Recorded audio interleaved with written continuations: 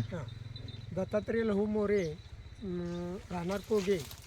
मी ह्या सूर्यफुलासाठी 10 अर्क आणि ही बॉटल पंपाला 200 मिली वापरून ह्याच्यावर रासायनिक कोणताही हे वापरलेलं नसून यांचं हे औषध वापरल्यामुळं मला ह्याचा रिझल्ट भरपूर चांगला आलेला आहे.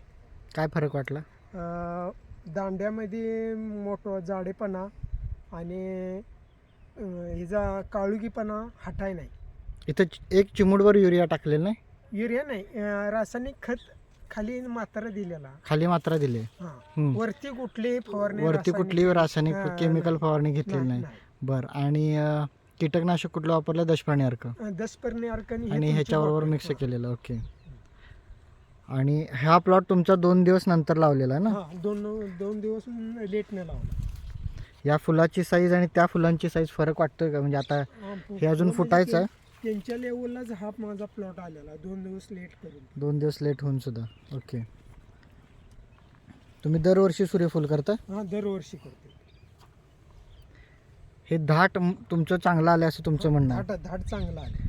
पानांची रुंदी बघितलं, त्या पानांची रुंदी आणि या पानांची रुंदी भरपूर मोठवाड आहे आणि काळुकी पण जास्त आहे.